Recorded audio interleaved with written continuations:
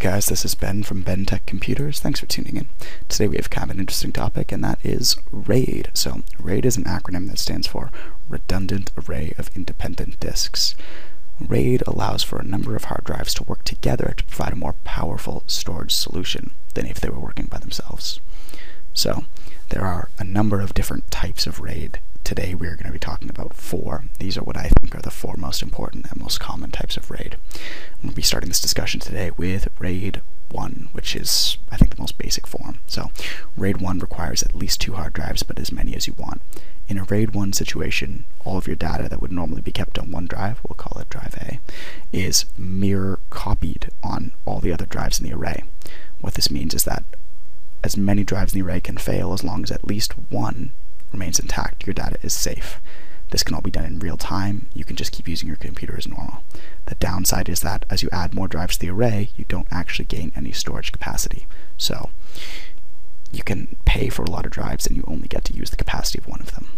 RAID 0 takes a completely different approach. Like RAID 1, requires at least 2 drives, but you can use more if you want to. In a RAID 0 setting, it goes for the complete opposite of RAID 1. Forget redundancy. What it does is it divides your data up, so you can see the first bit is going on the first drive, the second bit on the second drive, the third bit on the first drive, etc., etc. What this means is that when the computer needs to read this file, the hard drives can be reading it to the computer in unison at the same time. So because there's 2 drives reading together, the data can be read theoretically twice as fast. This gives you much faster drive performance, especially with reads. The downside is that if even one of the drives in the array fails, all the data is lost completely, because if there's even one hole, the rest of the data is totally corrupt. It's a great way to get high performance when you can afford to lose the data. RAID 5 or 6 is what I think a great hybrid, a great compromise. RAID 5 and 6 take the same basic philosophy of RAID 0. That is, dividing your data up and spreading it across drives so you can read it more quickly. However, RAID 5 and RAID 6 introduce something called a parity drive. A parity drive contains the information needed. It's a basic blueprint, almost, to reconstruct the rest of the information on the other hard drives. What this means is that in a RAID 5 array, which has 1 parity drive, you can afford to lose any one drive in the array, parity drive or any other, and the rest of the data is still safe. A RAID 6 array uses 2 parity drives. That means you can afford to lose any 2 drives anywhere in the array, and you can still rebuild it. Unlike RAID 1, it's not real time. There's a delay. Your computer will still crash, but you can pull out your dead hard drive, stick in a new one, click rebuild, and you will get your data back.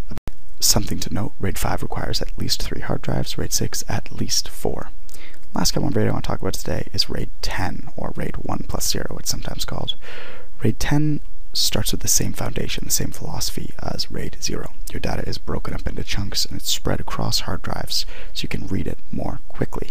However, it kind of twists it up, throws a bit of a curveball. The data is then mirrored on to backup drives, RAID 1 drives. So B and D are copies and C and E are copies. What this means is that you have some data safety, some data redundancy. You can afford to lose, say, drives B and C, and your data is still safe. It's great because it provides kind of the best of both worlds. The downside of RAID 10 is that it physically requires a ton of hard drives, very resource intensive. So that is a basic summary of RAID, different types of RAID. I hope it was informative. I'm still trying out this new format. This is the first video I've produced, although I want to do more if you guys like this. Let me know what you think. Questions, feedback, if you have points you'd like me to clarify, requests for future videos. Please let me know, guys. Leave a comment, and don't forget to subscribe. Thanks.